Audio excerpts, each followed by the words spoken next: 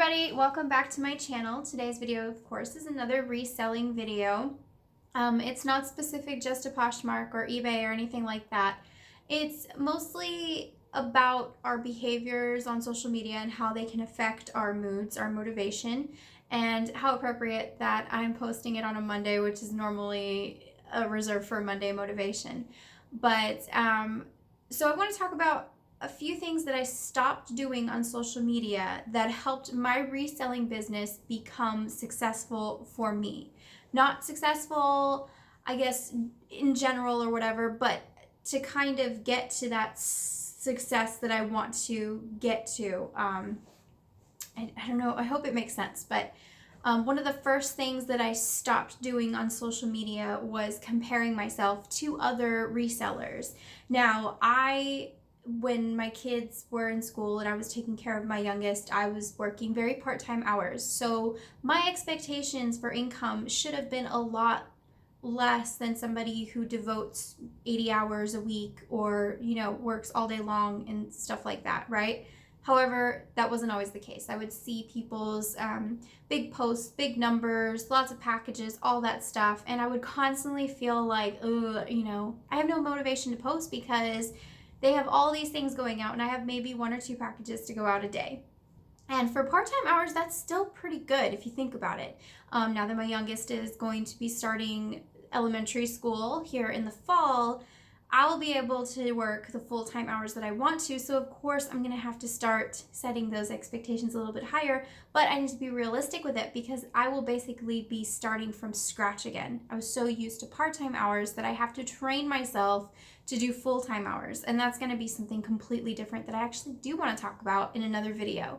But once I stopped focusing on the packages that other people were sending out or the big numbers that other people were posting, like their eBay numbers or their Poshmark balance or, anything like that, I started realizing that their success had nothing to do with mine. Where they live is a good influence on what they're able to pick up, where they're able to source, the audience that they have, all of that stuff. I really needed to make sure that I understood that I was nowhere on their level of success because I wasn't putting in the work. And then once I finally realized I wasn't putting in the work because I didn't have the time that they had, or I didn't have the it wasn't the discipline or anything like that. It definitely wasn't anything like that. It was the sheer fact that I had the time that I had. And I know a lot of people will say, well, everyone has the same 24 hours in a day. That's true. People do have the same 24 hours in a day. However, not everybody is able to do the same things with those 24 hours. You have to adapt and overcome with what is given to you within that time frame. So once I figured out that, hey, these hours are going to work for me the best, I was able to start seeing the results that I wanted for part-time. Another thing that I stopped doing on social media was trying to get followers. There's so many accounts out there that have, like 50,000 followers, 25,000 followers, 10,000 followers. And a lot of people, once you get to 10,000 followers, you're able to do that swipe up feature in your stories. So I can always tell which accounts have more than 10,000 followers because they do the swipe up thingy. And then I realized that some of the people who have a whole bunch of followers, I never see them post numbers. I never see them post balances. I never see them post, things like that.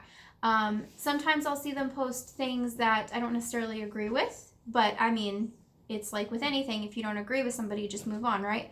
And I realized that, I don't have as many followers. I have 2,500 followers right now. That doesn't necessarily mean that I'm doing a bad job with social media. That just means that, I'm reaching the people that I'm reaching. And it's all, organic growing. It's the way that it's supposed to be. If I get 10,000 followers, I get 10,000 followers. If I never reach that much, then I never do. I need to stop focusing on the number of people that I reach because a lot of the time you'll find that some of those people who follow you are fake accounts. They're the kind of accounts that will follow you and then unfollow you and then follow you and unfollow you, and they do it all the time. I've had so many people do that I've started to recognize them, and I've actually started blocking them. And a lot of the fake followers will fall off the face of the earth, and then you'll see your numbers drop. And so there was like a thing a while back where a lot of people who had a huge following were getting hundreds of fake followers a day. And it wasn't because they were paying for them or anything. I guess what happened was somebody was sending spam followers to them. I don't know. So that's how they were able to get a whole bunch of followers. But a lot of them were disappointed because it wasn't organic growth. And then I realized, the number of followers really doesn't mean that much. Even though, yes, you do have a bigger influence in some cases, that doesn't necessarily mean you're going to have better sales than somebody. Because I have seen people with like 2,000 followers, or maybe not even that many followers, and they're making a lot more money than some people who have 2,500 or 25,000 followers and all that stuff. So you just have to not get so caught up in those numbers. Another thing that I stopped doing was following people who were negative all the time. And social media is so good about just feeding you the negativity. It really, really is. It's like you like one post from somebody and 3 posts come up from them the next time you see them on the feed, and so you're constantly seeing all these posts, and you start getting into this thing where you like a person's personality, you like the good content that they give out, but sometimes you just see negative thing after negative thing after negative thing. And of course they're going to be the people that are constantly on your newsfeed because you've liked a lot of their content or similar content to theirs. And then after a while, all that negativity kind of just gets inside of you, and it drains you, and it makes you go, yeah, I don't like when customers do that. Yeah, I don't like lowballers. Yeah, I don't like this. Yeah. And then you're like, well, I don't want to list on that, and I'm not going to do that, or I'm not going to go on eBay because customers like to send back items in terrible condition, or they like to file all these things, and I don't want to sell this on Poshmark because people lie and they tear things, and they open up a return request and all this stuff, and you start getting in your head that you're constantly agreeing with these people, but then you realize that all you ever see is negativity from that person, and it's draining you. It's draining you because you're allowing yourself to go there, and you're allowing yourself to feed into that and be fed that.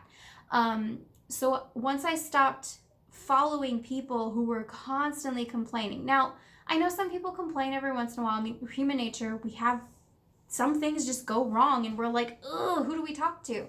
So, there's sometimes cases on eBay, on Poshmark, whatever platform we're selling on, that go awry. And sometimes we're not necessarily trying to complain about it. We're probably trying to give out like a heads up to people, like, hey, this is happening. This person did this. Be on the lookout for situations similar like this. This is how I diffuse the situation. And there's some days we just have a bad day because you're a human being. You're allowed to feel frustrated.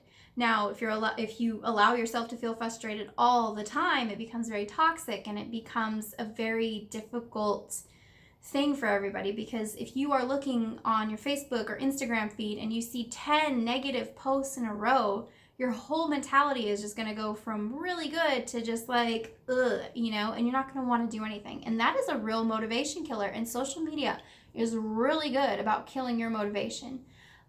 So yeah, I cut out a whole bunch of people. As much as I appreciated the good content that they have, the bad content and the constant negativity outweighed it, and I just couldn't do it anymore, so I took it out. Another thing that I did was I stopped following people who were constantly a part of what we call drama. And this might be a little bit controversial. I'm not going to name any names because everybody has a different, person that they've unfollowed for drama. But there are some, resellers who they're always saying that people's names or people are putting their name in their mouth and blah, blah, blah, and they're getting all these hate comments, and it's like every single day, they would post something about how they were caught up in this dramatic thing, or they're caught up in that dramatic thing, and constantly, I hate saying like making themselves seem like a victim, but constantly, saying, oh, people are treating me like this and blah, blah, blah, blah, blah, and it's just like after a while, it's like I can't listen to this, because it's the same thing as the negative people who are constantly complaining about customers or screenshotting customers, lowball offers and things like that. I just can't do it. It was very toxic. It was very draining. And as somebody who has mild depression and moderate anxiety, it is difficult for me to take on other people's emotions and feelings because I have my own stuff to worry about. I have 3 kids.